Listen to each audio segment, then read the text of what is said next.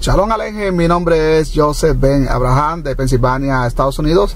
En estos momentos quiero hacer un audio para explicar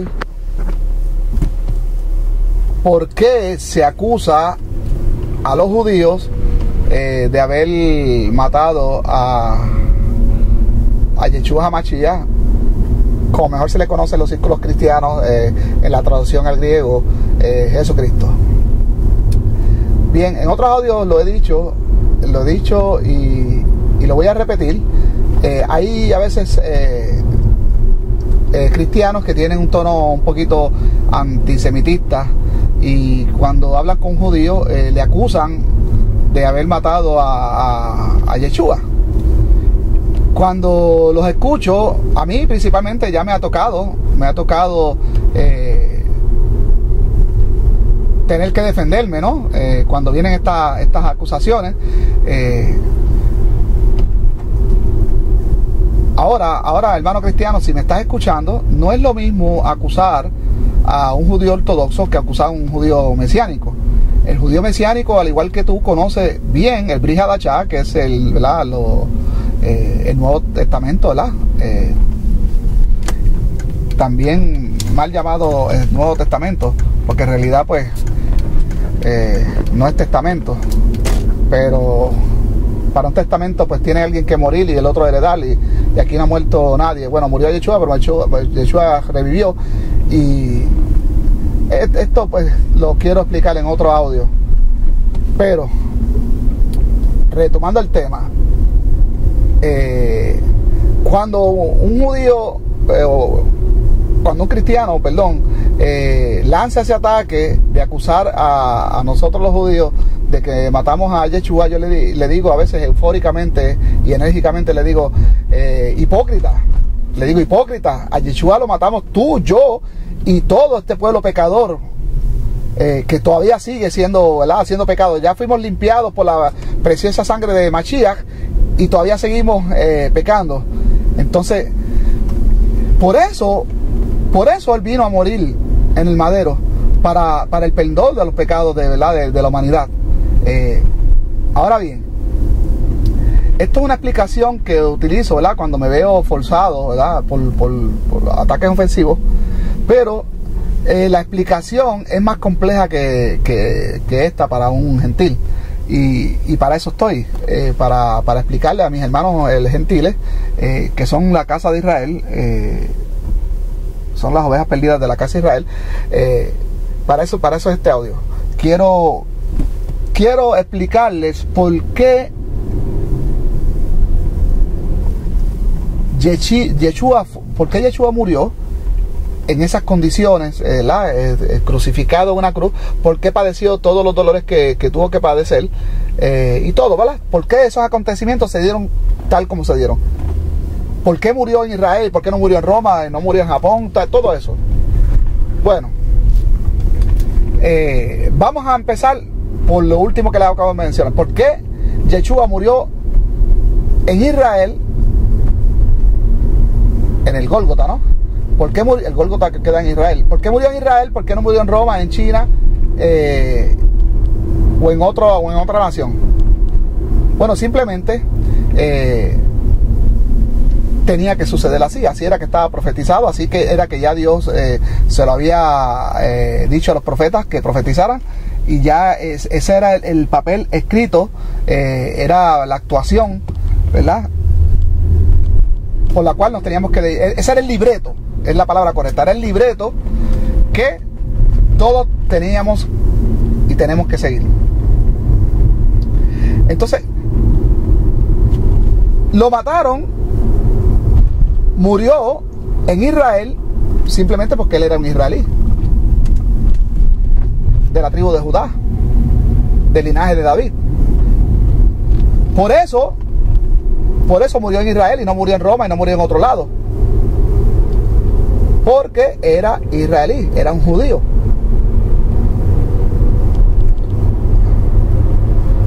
Ahora bien, ¿por qué murió Yeshua? ¿Fue algo de casualidad? ¿Fue algo que el pueblo tenía alguna otra opción? ¿Había opción de salvar a Yeshua? Sí las había. Inclusive, sus mismos apóstoles le sugirieron que huyera, ¿no? Y en una ocasión, en Mateo 26, versículo 52,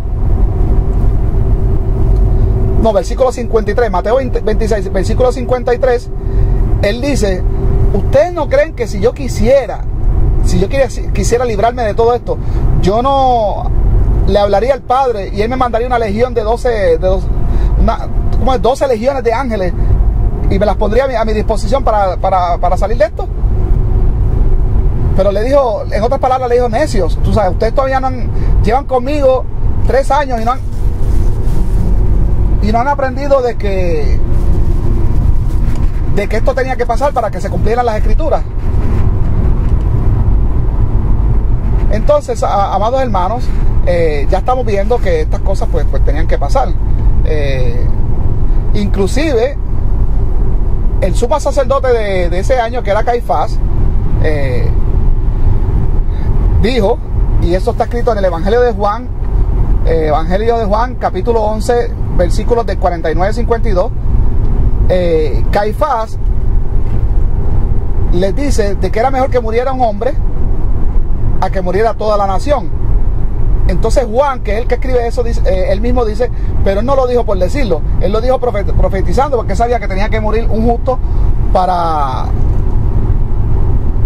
toda la nación y para los que estaban dispersos. Ahí mismo lo dice Juan capítulo 11, versículos del 49 al 52. Entonces, ustedes saben que Isaías es el profeta que más profetizó sobre Yeshua. Y todo lo que sucedió, inclusive si usted lee Isaías 53, todo lo que vio Yeshua, lo de la mula, ¿verdad?, lo del burrito cuando entra a Jerusalén, todo estaba escrito ya. Yeshua solo vino a actuar el libreto tal como estaba escrito. Ahora bien, es injusto, de acuerdo a las escrituras, juzgar a todo el pueblo cuando fueron los sacerdotes del Sanedrín los que la emprendieron con Yeshua y los que quisieron eliminarlo. También ellos estaban respondiendo a las profecías. También el papel de los sacerdotes también estaba escrito. De hecho, es por eso que desde el Antiguo Testamento, del mal llamado Antiguo Testamento, es por eso que los sacerdotes levitas eran los únicos que podían hacer sacrificios a Adonai. ¿Y qué fue lo que pasó en Jerusalén en la época de Yeshua? En los tiempos de Yeshua fueron los sacerdotes los que juzgaron y los que sacrificaron a Yeshua. O sea que ya esto viene desde el Antiguo Testamento, desde el mal llamado Antiguo Testamento, vienen estas cosas. Entonces estas cosas ya están interconectadas. Si usted lee en Génesis, miren que esto viene desde bien atrás. En Génesis capítulo 22, versículos del 7 al 12, usted leerá cómo Abraham, siendo aún gentil, siendo incircunciso, tuvo tanto amor y tanta fe en ese Dios que recién conocía, en el Dios que estaba recién lo había sacado del territorio de los caldeos de Ur y lo había llevado a la tierra prometida. Un Dios nuevo. Miren qué fe tenía este gentil, que en ese momento era gentil, Abraham, que el Señor le dio un mandamiento y no dudó en cumplirlo, y era el de sacrificar a su hijo. Cuando ellos van subiendo al monte Moriah, donde se iba a dar este sacrificio, Isaac le pregunta al padre, padre, llevamos la leña del sacrificio, pero no llevamos el sacrificio, ¿no? No llevamos la ofrenda al sacrificio, no llevamos el cordero. Y Abraham le contesta: el Padre, nuestro Dios, proveerá el cordero. Miren, ya estos son sombras de Mashiach desde Génesis. Y obviamente el Padre proveyó el cordero también, en actitud, respondiendo al pacto que hizo con Abraham. Porque tanto fue el amor que tenía Abraham hacia este Dios nuevo, que para él era nuevo en aquel momento, que no dudó en responder a ese llamado, y ya iba a matar a su único hijo.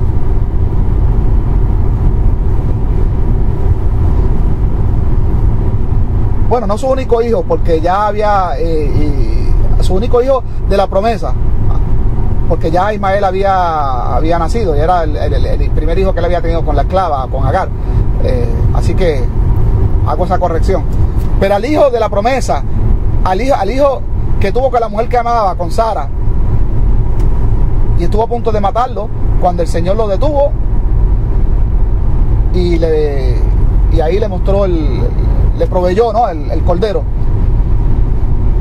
Así que Dios, con ese mismo amor que Abraham le amó, y fue capaz de hasta de inmolar su propio hijo, con ese mismo amor Dios corresponde a la humanidad, a las naciones que ya eran benditas por Abraham, y sacrifica a su único hijo. O sea que esto viene ya desde ese pacto con Abraham, porque como le dijo Dios a Abraham: en tu simiente serán benditas todas las naciones. Y la simiente de él era Yeshua. Dice simiente, no las simientes en plural, sino de tu simiente. Acuérdense también que Dios le había prometido que iba a haber una multitud incontable de personas, como las estrellas del cielo, como la arena del mar, que serían descendientes de Abraham. Y si usted lee en Apocalipsis, los que están vestidos de blanco es una multitud incontable, que son los que van a pasar para el reino venidero. Y esa misma multitud incontable es la multitud la cual Dios le hace a Abraham la promesa. Entonces ya vamos viendo cómo lo que sucedió en Jerusalén con Yeshua no fue un acontecimiento que se pudo evitar. Bueno, el que piense eso no ha entendido la Sagrada Escritura, no ha entendido la voluntad de Dios. Esto no era una opción. Inclusive Judas nació para hacer lo que tenía que hacer. Y lo crean o no, aunque mucha gente lo tilda de maldito, Judas, Mashiach, Yeshua HaMashiach vino a derramar la sangre por todos los pecadores, para limpiar todos los pecados, incluyendo el de Judas Iscariote. Judas Iscariote no era menos ni más pecador que tú y yo.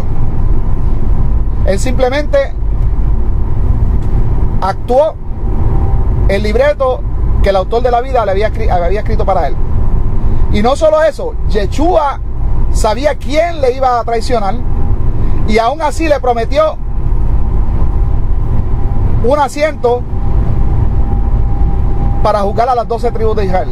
Porque él le dijo, y eso está, ahora no tengo esa nota específicamente, pero él le dijo: de cierto os digo, y creo que está en Mateo, que para ustedes que me han seguido, han dejado todo por seguirme, habrán 12 tronos para ustedes, para que me ayuden a juzgar a las 12 tribus de Israel. Le dijo a ustedes, a ese grupo de 12 apóstoles que habían sido elegidos por Yeshua. Porque Yeshua se lo dijo: ustedes no me eligieron a mí, yo los elegí a ustedes. Así que van comprendiendo. Es triste que el evangelio de Judas fue catalogado como apócrifo. ¿Por qué? Porque cambia la perspectiva que hemos tenido por siglos de Judas Iscariote, como el gran traidor. Es por eso que ese evangelio lo tienen escondidito y tapadito ahí, y no quieren que la gente lo lea. Pero sin embargo, cuando tú haces un autoanálisis o un análisis con el foco hebreo, conociendo la voluntad de Dios y reuniendo todos los cabos sueltos, si ustedes son justos, acuérdense que con la justicia que ustedes juzgan a otras personas serán juzgados. Si ustedes son justos, ustedes saben que Judas actuó ya predeterminadamente. Entonces ya su rol estaba ya predeterminado. Nadie se pudo zafar del papel que tenían que hacer, ni siquiera Caifás. Entonces, ¿por qué, amados hermanos, por qué acusar a los judíos de haber matado a su Mashiach, si Mashiach vino a morir? Y Mashiach resucitó. ¿Qué? ¿Se les ha olvidado a ustedes que Mashiach resucitó? ¿O es que ustedes no tienen fe y se imaginan a Yeshua todavía ahí sufriendo en un sepulcro, ¿verdad? Y después un sepulcro? No, mi gente, ustedes tienen que pensar que Yeshua resucitó con toda su gloria y que Yeshua prometió venir, que los ángeles que aparecieron a los discípulos que vieron a Yeshua partir, le dijeron a todos los presentes perdón, según lo vieron venir, según lo vieron ascender, según lo vieron subir, así mismo lo verán bajar. Pero ya no va a venir como cordero sufriente, no. La actitud de Yeshua cuando venga va a ser la misma que tuvo en el templo cuando vio que comerciaban en el templo con animales para sacrificar hasta defectuosos y robando, pesándolos mal, una cueva de ladrones. Y por eso él se airó y comenzó a lanzar, a soltar las jaulas de las palomas y de todos los animales que habían allí para sacrificio, y le dijo: la casa de mi padre no es cueva de ladrones, es casa de oración. Ese Yeshua que ustedes vieron airado, y peor, va a ser el Yeshua que va a venir. El que viene a juzgarte, a echarte al lago de fuego, si tú no te has arrepentido cuando Él venga. Ya no va a ser aquel que habló con parábola, no, Él va a hablar directo. Él viene a juzgarte para ser rey eterno, con mano de hierro. Así que, amados hermanos, ustedes tienen que pensar que Yeshua resucitó, porque también todo eso estaba profetizado. Yeshua prometió que viene otra vez, hay una segunda venida. Él dijo que solo los enfermos necesitaban médicos, que no había venido a llamar justos, sino pecadores. Y esos hermanos judíos que no han creído en Él, aunque ustedes no les quepa esto en sus cereberitos, todos esos hermanos fueron perdonados también en la cruz, amados gentiles cristianos. Los judíos ortodoxos que se les ha cegado para que no puedan creer en Yeshua,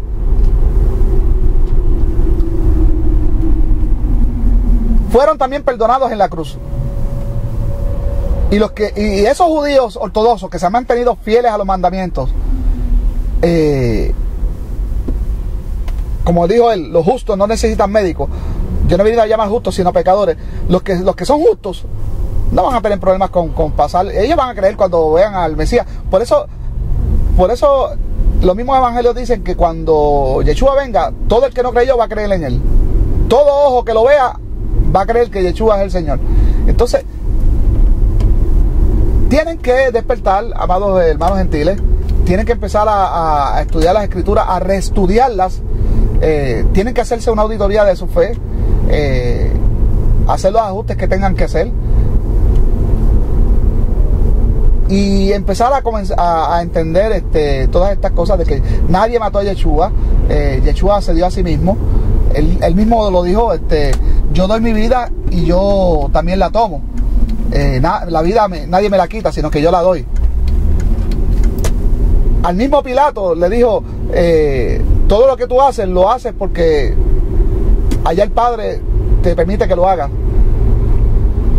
Entonces, amados hermanos, ¿de qué estamos hablando?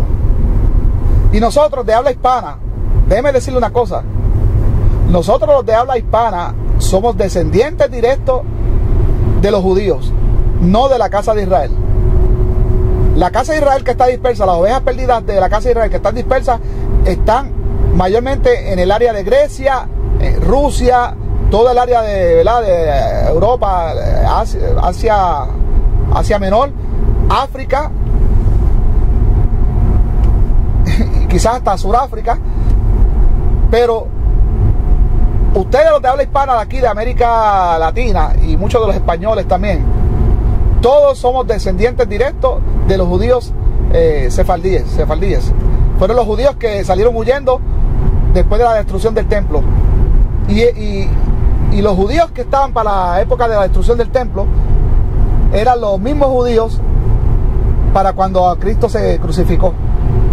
O quizás alguno que otro hijo de esos judíos, porque el templo se destruyó entre los años 70 y 90 después de Yeshua, o sea que es un tiempo bien cercano. Nosotros descendemos de esos que huyeron, y que sobrevivieron a toda esa masacre que hubo en Jerusalén por parte de las tropas del emperador Vespasiano, comandadas por el general Tito, hijo de Vespasiano. Así que nosotros somos descendientes de esos judíos.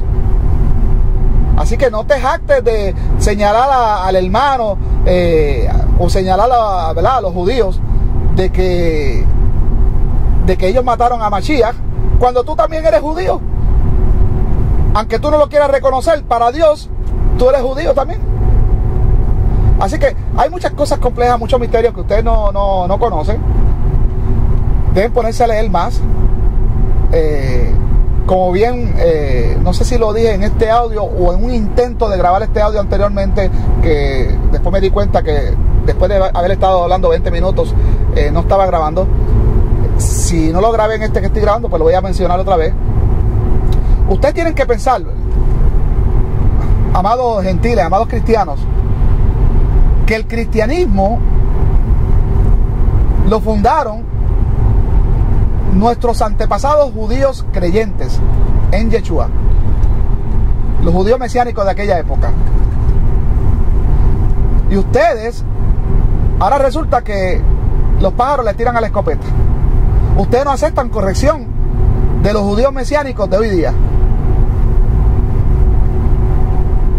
Bien lo dijo Pedro en su segunda carta a las iglesias, segunda de Pedro, creo que 3:16. Él dijo en esa carta él está evaluando las cartas de Pablo, las cuales se tergiversaron y han creado un desastre.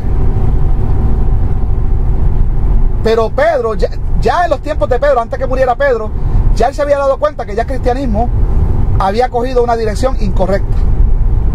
Y si ustedes lo leen ahí en la segunda de Pedro, capítulo 3, versículo 16, me parece que es, él dice, ustedes que no han sabido interpretar las cartas de Pablo, porque son difíciles de entender, pero los que son débiles en la fe, y los malvados también, las tergiversan y las tuercen las escrituras para su propia perdición. Léalo en el contexto original, segunda de Pedro, capítulo 3, versículo 16. Entonces ya, antes que Pedro muriera, Pedro en vida, ya él se había dado cuenta que ya el cristianismo había cogido por mal camino. Imagínense cuando el último de los apóstoles murió, que ya no había nadie que le hiciera corrección a estos gentiles, a los primeros gentiles del cristianismo, Imagínate qué camino cogió cuando entonces empezaron a llegar griegos, ¿verdad? Influenciados por... Eran creyentes ya en Yeshua, pero venían influenciados también por, en vez ¿verdad? Del judaísmo, en vez del judaísmo de Jesús, venían influenciados con la filosofía aristocrática, la de Platón. Cuando vienen estos griegos a interpretar las cartas de Pablo y las Sagradas Escrituras hebreas, usando, ¿verdad? las versiones de la Septuaginta, que es la versión griega que había en aquel tiempo, se desvirtuó, se descagiló el cristianismo. Y obviamente hay muchos cristianos actualmente que no saben, desconocen que fueron judíos creyentes los que pusieron el fundamento del cristianismo, los que iniciaron el cristianismo. Y voy a repasar un poquito esto para que lo vean, lo que lo vean más claro. Y si quieren, lo pueden ver. Yo lo publiqué, esto que les voy a hablar ahora, lo publiqué en mi blog de Google. Se llama Regresando a las Raíces Hebreas, blogspot @.com. O perdonen, creo que se los mencioné mal. Es Regresando a las Raíces Hebreas @blogspot.com. Así que debe ser. Entren ahí yo tengo una publicación sobre eso.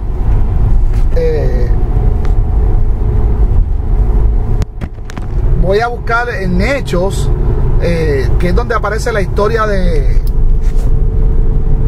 cristianismo, y voy a mencionar los nombres de aquellos que participaron en ¿verdad? Cuando se originó el cristianismo, y dónde es que el cristianismo se bautiza por ese nombre y todas estas cosas. Entonces tenemos que transportarnos al siglo I. Vamos a ir al libro de Hechos, capítulo 8, versículo 4. Entonces ahí dice que los que fueron esparcidos, los judíos que salieron huyendo cuando mataron a Esteban, siervo de Dios, inmediatamente empezaron a predicar el evangelio donde quiera que iban. El apóstol Felipe comenzó a evangelizar gentiles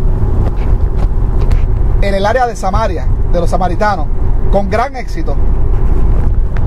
Entonces, si usted sigue a partir del capítulo 8 de Hechos, usted va a ver la serie de judíos, y lo va a mencionar ahí bien claro, que son judíos, obviamente creyentes, que comenzaron a predicarle. Cuando estos mismos que estaban ahí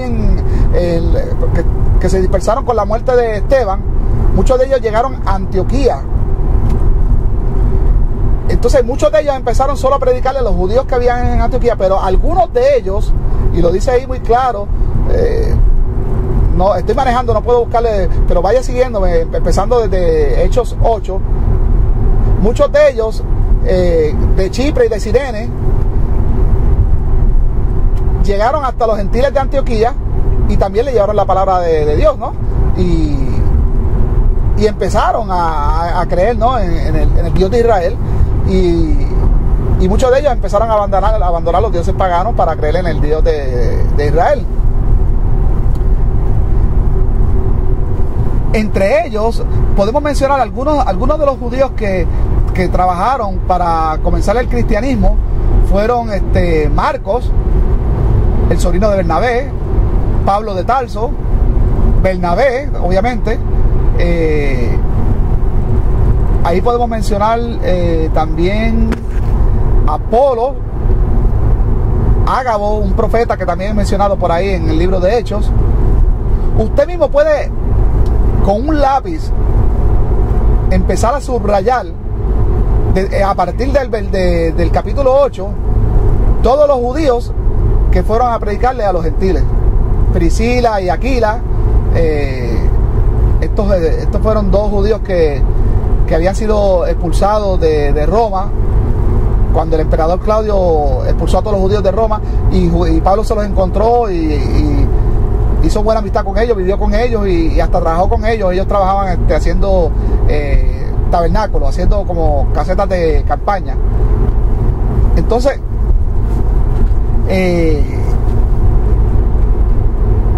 en Colonicenses, creo que en Colonicenses 3, capítulo 3, versículo 16 o 14 por ahí. Es más, si me dan la oportunidad voy a buscar la referencia exacta para que la tengan. Es Colonicenses, Colonicenses 4, Colonicenses capítulo 4, versículo 10. Ahí menciona a otros judíos también que ayudaron a Pablo, ¿no? Cuando estaba comenzando el cristianismo. Ok, aquí lo tengo. Aristarco fue uno, ahí empezando el versículo 10 del capítulo 4 de Colonicenses. Marcos, obviamente, sobrino de Bernabé, ya lo había mencionado. Entonces ahí también más abajo menciona a un tal Jesús, que también le conocían como el justo. Y bien lo dice ahí abajo: son los únicos de la circuncisión que me ayudan en el reino de Dios y son mi consuelo. O sea que ya les he dado varios nombres de los judíos mesiánicos que comenzaron el cristianismo.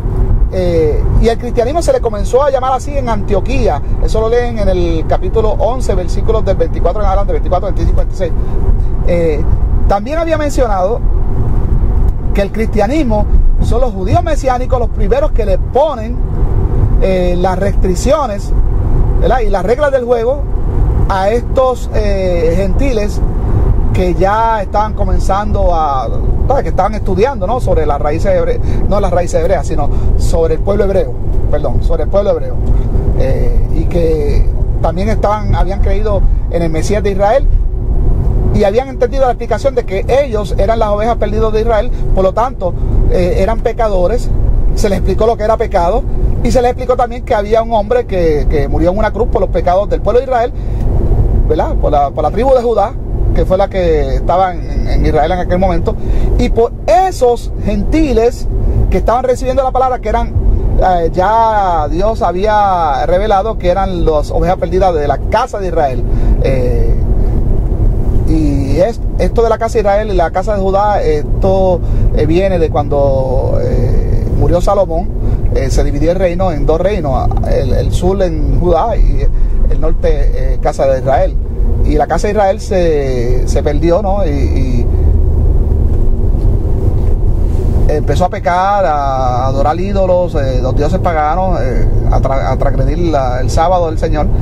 Y pues el Señor le mandó profetas advirtiendo de que dejaran esas prácticas, o si no los entregaría a reinos extranjeros. Y como no cesaron esas prácticas, pues Dios los entregó al rey de Asiria, a los asirios, ¿no? Y de ahí nunca más regresaron. Los que fueron cautivos fueron vendidos como esclavos a naciones vecinas. Los que no se quedaron ahí en Siria, ¿no? Y se gentilizaron, asimilaron las costumbres de los asirios. Y hasta los tiempos de Pablo, que ya habían pasado muchas generaciones, y esas generaciones habían perdido la identidad. Eran griegos, los antíocos, los defesios, los corintios. Todas estas personas eran descendientes de la casa de Israel. Entonces, cuando se les está explicando esto, habían dos grupos. Acuérdense que no todos los judíos que están predicando estaban llenos del Espíritu Santo. Y habían unos, y esto incluye fariseos que habían también creído en el Señor, que por ignorancia le estaban poniendo de trabas al evangelio porque le estaban diciendo prácticamente le estaban diciendo a estos gentiles de que se tenían que circuncidar. Era como si le estuviesen vendiendo un boleto de membresía para poder estudiar la palabra. ¿Ustedes se circuncidan? Ok, les hablamos de nuestro Dios y de nuestro pueblo de Israel. ¿No se circuncidan? No pueden estudiar la palabra de Dios. Entonces, esto estaba resultando de que los gentiles estaban diciendo, no, pues, ¿cómo un Dios que yo apenas estoy conociendo? Y ya, me tengo ¿qué? Cortarme prepucio, ¿no? Entonces, antes no era como ahora, ¿no? Un niño a los 8 años de edad es el momento óptimo para tú circuncidarlo. Para ya un hombre hay otros problemas, ¿no? Y eso podía acarrearle hasta que la persona perdiera la vida por una infección. Entonces, no. Esa fe, eso tenía que ser natural, eso tenía que ser por fe. Y estos gentiles eran nuevos, imagínense, de creer de Afrodita, de Apolo y de todos estos otros dioses. De momento le hablan de un Dios de Israel y no tienen suficientemente la fe, tienen que estudiar más. Entonces se estaba perdiendo el trabajo que ya habían hecho los primeros judíos, que habían evangelizado a estos gentiles. Se estaba perdiendo porque al venir estos de la circuncisión, los judíos, aunque yo soy también de la circuncisión, pero más adelante les voy a hablar cómo yo he tenido me he visto obligado de cambiar de estrategia y utilizar la estrategia de Pablo, después de que por algún tiempo estuve renegando de Pablo. Y esto me hace comprenderle, ¿no? Y comprender más lo que pasó en aquellos tiempos. Y la gloria es para Hachén, que me muestra todas estas cosas y me está formando, ¿no? Para poder ser un buen maestro al que me toca enseñarle. Entonces, dos grupos. Uno que estaban poniendo de trabajo al evangelio con esto de la circuncisión y estaban espantando a los gentiles a que ya desistieran de seguir escuchando el evangelio. Y los otros que decían, aprendan, y lo de la circuncisión viene después. Total, ya Dios los aceptó así. Si Dios mandó que los buscara, Él sabe que el hijo pródigo allá en las naciones se perdió y estaba en abominaciones. Pero él aún así lo va a aceptar, porque la parábola del hijo pródigo en realidad lo que habla es de eso, de la casa de Israel. Él lo aceptó así que regresen de papá y ya papá los limpiará y todo será un nuevo comienzo. Entonces, tenían que aprender y lo demás venía después. Pero como había este encontronazo, ahí comienza, de ahí surge el primer concilio de Jerusalén, el primer concilio para los cristianos, donde se reúnen los apóstoles para hablar sobre la situación de la circuncisión. Están los dos bandos discutiendo sobre eso. El apóstol Pedro da un discurso y le explica a los de la circuncisión de que él había tenido una revelación donde Dios le revelaba de que ya él había limpiado a los gentiles y que él mismo vio por sus propios ojos que ya los gentiles están recibiendo el Espíritu Santo y hablando en lengua y todo, como pasó con Cornelio el centurión. Entonces, después de Pedro dar todo ese discurso, toma la palabra Santiago, Jacobo, ¿no? El hermano de Yeshua, el hermano del Mesías. Y ahí entonces él delibera, ¿verdad? Lo que ya los apóstoles habían decidido, y resuelve en escribirle una carta a los gentiles donde manda a Pablo y a Bernabé y a otros judíos de testigos para que den testimonio de que sí, esa reunión es válida, de que viene de los apóstoles, o sea, de que no es que Pablo y Bernabé se están inventando esto. No, esta carta iba apoyada con estos testigos de la iglesia de Jerusalén, ¿verdad? En representación de los apóstoles. Y entonces la carta decía de que no se les iba a imponer a los gentiles que se circuncidaran, distinto a lo que hizo los católicos, ¿verdad? Que los católicos imponían a los judíos que se convirtieran al catolicismo, o si no los mataban, y con eso mataron a un montón. Entonces ellos dijeron, no se le va a imponer que se circunciden, sin embargo sí deben ustedes abstenerse de fornicación, de lo contaminado a ídolos, de comer carne que fue estrangulada y de comer o ingerir sangre. Y ahí rápido le dice, ¿por qué? Y tengo que decir que los círculos cristianos llegan hasta ahí y no leen el próximo versículo que viene después, que está unido, es un solo contexto, y es importante ese versículo que viene para entender el contexto completo de lo que se resolvió en Jerusalén. Pero como no se lee, y como no se leyó, no se ha leído por muchos siglos, se piensa que lo que se quiso decir fue hasta ahí y ya, y eso es lo que hacen los cristianos, pues se abstienen y ya no se circuncidan. No, pero no es eso. Tienen que leer donde está lo del concilio de Jerusalén. Está por ahí, no sé si está, creo que me parece que en Hechos 15, me parece, búsquelo por ahí, esto que le estoy hablando, donde se resuelve esta situación. Inmediatamente se dice de que ya estos gentiles tienen que dejar de fornicar y de comer estrangulado y de sangre y demás. Ahí rápido se le dice, porque en cada ciudad hay una sinagoga donde se lee la ley de Moisés cada día de Shabbat, cada día de reposo. Con eso se le está diciendo, absténganse de fornicar, absténganse de comer de ídolos y todas estas cosas, porque ustedes que están ahora aprendiendo de nuestro pueblo de Israel y de nuestro Dios de Israel, van a seguir aprendiendo, ¿verdad?, todo lo que les falta, porque es un camino bien largo, en las sinagogas. Porque en aquel tiempo no había ninguna biblioteca donde viera el Nuevo Testamento. No, en ese tiempo, y hasta que se dejó de escribir la Biblia, con lo que se enseñaba era con las Sagradas Escrituras hebreas y con los libros de Moisés, llamados la Torá. El cristianismo los conoce como el Pentateuco. Entonces eso era lo que tenían que hacer los gentiles. Ellos tenían que irse a la sinagoga, porque para ese tiempo no había templo ni nada de esas cosas, obviamente.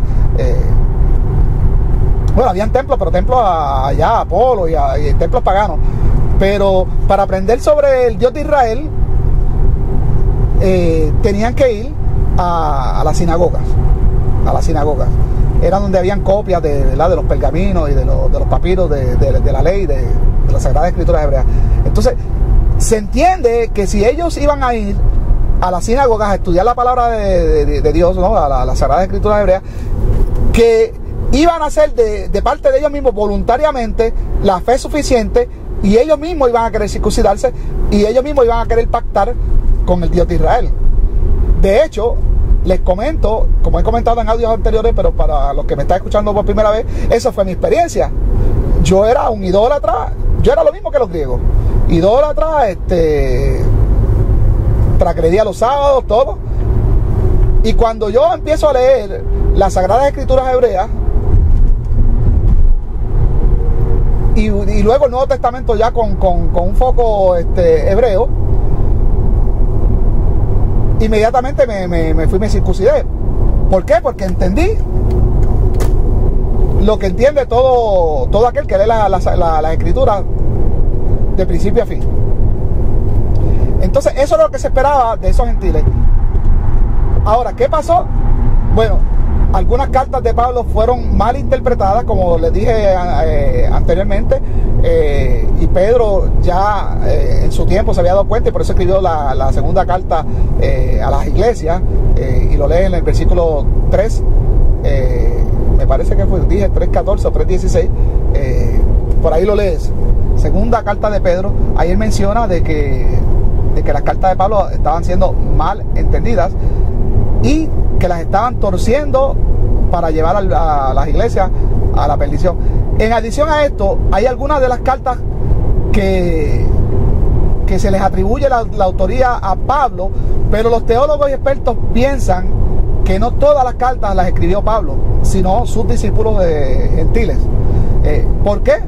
Porque tanto en la antigua Grecia y también en el pueblo hebreo también se acostumbraba a hacer eso. O sea, en la antigüedad se acostumbraba a escribir, y para autenticar, para darle fuerza a un escrito, se ponía el nombre del maestro. Lo mismo pasa con los evangelios. Los evangelios es muy probable que no todos los hayan escrito quienes dicen ahí que se escribió. pero probablemente fueron discípulos directos ¿verdad? Con quienes ellos están firmando estos escritos. Entonces, ahí es que se tergiversaron las cartas de Pablo. Yo, como les dije, yo antes, hace un tiempo atrás, yo no entendía a Pablo. Algunas cosas todavía no las entiendo, pero yo sé que el Señor me las va a hacer entender. Y como dije en un audio anterior, ahora que me ha tocado vivir, yo soy, ¿verdad? Soy judío proselitista, tú sabes que yo creo en Yeshua, obviamente, y proselitista quiere decir que salgo a buscar adeptos, salgo a enseñar la palabra, salgo a predicar, tal como lo hacía Pablo, como lo hacía Marco, como lo hacía Bernabé. Yo salgo a predicar y me doy con lo mismo. Obviamente yo voy y le predico a los gentiles, y me encuentro con que el primer problema es cuando menciono lo de la circuncisión. Entonces ya ahí no me quieren escuchar, ya ahí yo mismo construyo una muralla y se dañó el trabajo que ya yo había hecho en ese discípulo o posible discípulo. Pero ya cambiando la estrategia me doy cuenta, un buen amigo mío me dijo este refrán, lo cual lo adopto y lo comparto con ustedes. Y lo adopté porque ese pequeño refrán cambió totalmente mi estrategia y ahora me está rindiendo fruto. Él me dijo: no se puede escamar al pez antes de pescarlo.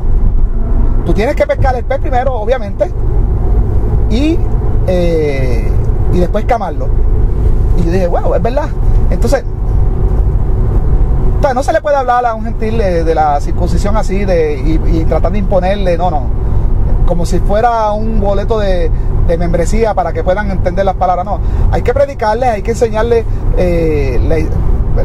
estudiar las sagradas escrituras hebreas desde el foco hebreo, explicarle a los gentiles los misterios que ellos no entienden de la casa de Israel, la casa de Judá, las profecías, entender la Torá desde la perspectiva hebrea, enseñarle que la Torá no está abolida.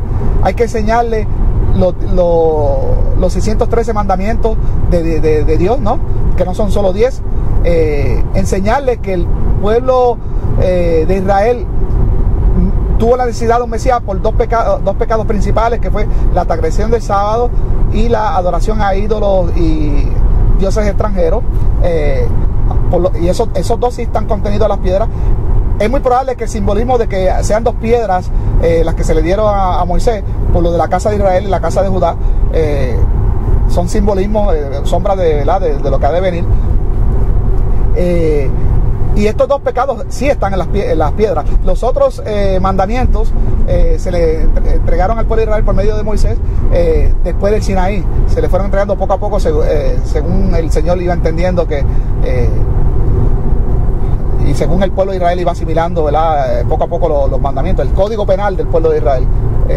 Porque prácticamente la ley que Dios le entregó a Moisés es de cómo se iban a gobernar y cómo se iban a juzgar, lo que era el código penal. Igual que tienen todas las naciones paganas. Como ustedes ven, en la actualidad todas las naciones tienen una constitución donde están las leyes constituidas, ¿no? en un documento. Lo mismo es el pueblo de Israel. El pueblo de Israel tiene sus leyes constituidas. Lo único que las leyes del pueblo de Israel son dadas por el Creador, por el Todopoderoso. Alabado sea el Eterno y la gloria es para Él. Entonces, todo eso hay que explicarles que a los gentiles, que esto de la Navidad, que no es la Pascua de la Resurrección, hay que hablarles lo que es la verdadera Pascua, quiénes pueden comer la Pascua y quiénes no. Las 7 fiestas del Señor, hay que explicarles qué quiere decir el pan sin levadura, por qué la fiesta del pan sin levadura son sombras del Mesías, ¿no? La levadura significa pecado y por eso es que la cuestión del pan sin levadura era un pan sin pecado, y Yeshua es el pan sin levadura. Por eso Yeshua en la última cena la hizo con vino, representando su sangre, y el pan que era sin levadura, porque era la fiesta de Pascua que se celebraba, lo que él está diciendo, que era el cuerpo sin pecado, era el Mashiach. Entonces todo eso hay que explicárselo. Y después que ya la persona está convencida por sus propios ojos, que ya ha estudiado las escrituras, entonces ya se le empieza a explicar lo de la circuncisión, y ya van a hacer por voluntad propia de esa persona, sin necesidad de imposición y de que haya que forzar a nadie. Esa persona voluntariamente va a querer circuncidarse. ¿Por qué? Porque por gravedad todo el mundo tiene que regresar a Israel y las profecías se tienen que dar. Así que nosotros tenemos que hacer, nosotros los judíos proselitistas tenemos que hacer lo que tenemos que hacer. No podemos ponerle trabas al Ruach HaKodesh, al Espíritu Santo. No podemos poner trabas con esto de la circuncisión como se las ponían a Pablo. Y por eso es que Pablo tuvo que escribirle muchas veces a la iglesia de que ellos habían sido llamados incircuncisos, que se mantuvieran así. ¿Por qué? Porque en realidad cuando Dios los llamó, Él sabía que todos los varones de la casa de Israel dispersos estaban incircuncisos. Amigos, lo mismo pasó en el Viejo Testamento, mal llamado Viejo Testamento. Lo mismo pasó cuando el pueblo de Israel pecó, cuando hicieron el becerro que Dios les dijo que iban a entrar a la tierra prometida. Deben ahí. Perdonen esta interrupción, estaba pagando el peaje, estoy conduciendo.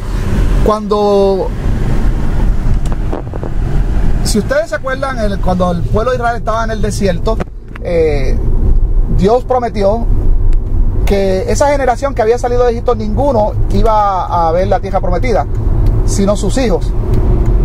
Pero ¿qué pasa? Que los hijos de estos no estaban circuncidados. Y Dios le dio la orden a Josué de que circuncidara en masa a todos los varones hijos de Israel para que pudieran entrar a la tierra prometida. Si no, no podían entrar. Dios no se lo iba a permitir. Entonces Josué los circuncidó en masa. No sé cuántos varones eran, pero eran muchos, quizás unos 20,000 más o mucho más. Y después hubo que esperar prácticamente un mes en lo que ellos sanaban para entonces entrar a la tierra prometida. Así que imagínense, ya esto había sucedido. Y Dios no, Hachén, ¿no? Él no le emprendió, él no hizo nada en contra de esos israelitas, esa generación joven de israelitas que estuvieron en el desierto incircuncisos, mientras sus padres se morían en el desierto, poco a poco. Esto tomó varios años, en los que iban muriendo poco a poco, ¿verdad? Los padres de esta juventud, de esta generación joven. Y él aún así lo siguió cuidando, le siguió alimentando con maná en el desierto, con agua de vida, y eran incircuncisos. Pero para entrar a la tierra prometida ya tenían que ser circuncisos, y ya a partir de ahí seguía el pacto. Igual pasa con estos gentiles. Dios sabe que la casa de Israel está dispersa, que perdieron su identidad y que necesitan ser readiestrados, reprogramados para que vuelvan a ser israelitas. ¿Por qué? Porque estas generaciones habían nacido en Grecia desde pequeños, en todas las naciones donde estaban, y desconocían su identidad. Entonces, si Dios los está llamando, no los va a circuncidar primero, porque ellos no van a dejarse circuncidar, sino hasta que tú no les reveles su identidad. Hay que entrenarlos, hay que enseñarles a estos gentiles la verdadera ley de Dios, enseñarles que pacto tras pacto que Dios ha hecho con el hombre, ninguno ha invalidado el otro. Dios está pactando con el hombre desde Adán, después hizo un pacto eterno con Noé, hizo un pacto con el pueblo de Israel en el Sinaí, después volvió a hacerlo otra vez en el monte Horeb, hizo un pacto con David, con Salomón. Pero el de David, el pacto, como le llaman, el pacto de sal, es un pacto eterno. Él dice que la casa de Israel será, la casa de David será eterna. Así que todas estas cosas hay que enseñárselas ¿verdad? A los discípulos gentiles, a aquellos que nos dedicamos a enseñar. Tenemos que enseñarles todas estas cosas, y ya luego, ya que ellos conocen las 7 fiestas de Dios, ¿no? Fiestas ordenadas, perpetuas para el pueblo de Israel, y no solo para el pueblo de Israel, sino para los adoradores del Dios. Enseñarles a estos gentiles que a Dios no se le adora así como nos da la gana y como se adora en los países gentiles, de que esas oraciones no son escuchadas, porque el mismo Yeshua dijo que aquellos que oren, en el sermón del monte, Yeshua le dijo al pueblo de Israel, en ese sermón le dijo: no oren como los gentiles, que creen que por su palabrería serán escuchados. No oren como ellos, sino oren. Y ahí le enseñó lo de Padre Nuestro y todas estas cosas. O sea que no hagan como los gentiles. Entonces, ustedes tienen que salir de su estado gentil para reingresar al pueblo de Israel, y para poder ser dignos del mundo que venidero. De hecho, Yeshua había dicho de que la ciudad de Jerusalén iba a ser pisoteada hasta que se acabara el tiempo de los gentiles. Al tiempo de los gentiles, a los gentiles hay que decirles que su tiempo ya se está acabando. Entonces, ya el reloj comenzó a correr. Las sinagogas mesiánicas se están llenando de muchos ex cristianos que ya han despertado y han regresado a papá, ¿no? Pero son muchos más los que tienen que regresar, y también son muchos siervos de Dios que también tienen que morir por la causa del nombre de Yeshua. Eso está en Apocalipsis, creo que en Apocalipsis, no me parece que 17 o por ahí, donde Juan ve la visión, en visión, ¿no?, de que todas las personas que han muerto por causa del nombre de Yeshua le reclaman al Cordero: pero Señor, ¿cuándo vas a vengar nuestras muertes? ¿Cuándo vas a hacer justicia ante nosotros? Y él dice: esperen un poco más, por ahora vístanse de blanco, en lo que se completa el número de sus consiervos que tienen que morir, igual que ustedes, por causa de mi nombre. Cuando se completa el número, entonces ya yo voy a hacer justicia. Ya empezó el reloj a correr, pero todavía faltan muchas cosas más que pasar. El buscar las ovejas perdidas del pueblo de Israel comenzó con los apóstoles, y ya van 2000 años aproximadamente de eso. Así que estamos hablando de una multitud incontable. Ha tomado ya 2000 años y todavía solo muy pocos se han encontrado, aunque el Señor dijo que muchos serán llamados, pero pocos serán escogidos, y que solo los que pasan por la puerta angosta son los que van a pasar para el reino, y son pocos los que lo cogen. O sea que con todas estas pistas que nos da el Señor y, ¿verdad?, y los dolores de parto que vemos en el mundo, son señales proféticas, ¿verdad?, señales apocalípticas que están sucediendo. Todas estas cosas uno las engrana y puede darse cuenta que es muy probable que ya el tiempo esté bastante adelantado para lo que se refiere a que las ovejas del pueblo de Israel regresen.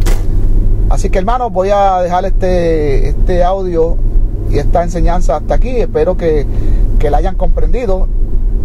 Espero que hayan comprendido cómo fue que se originó el cristianismo, y en qué etapa probablemente se perdió, ¿verdad? Se perdió la sana doctrina de aquellos primeros cristianos enseñados por los judíos mesiánicos, como Pablo, Bernabé, Marcos, Felipe, Pedro. ¿Qué pasó? ¿Por qué se perdió? ¿En qué punto se perdió eso? Pues eso tenemos que seguir estudiando y buscándolo. Pero lo que sí sabemos es cómo era la sana doctrina. Sabemos las circunstancias que había, ¿no? Ya yo he vivido, como le dije, en carne propia lo que es predicar y que salga el problema de la circuncisión. Es el mismo problema que surgía hace 2000 años atrás, y seguirá surgiendo mientras hayan gentiles. Entonces, creo que el Espíritu Santo, el Ruach HaKodesh, es el que tiene que hacer el resto. Nosotros pues por fe tenemos que seguir llevando la palabra y seguir buscando ovejas perdidas de la casa de Israel y de la casa de Judá. Así que, amados hermanos, que el Señor los bendiga, y cualquier discrepancia, cualquier comentario, pues, por favor, están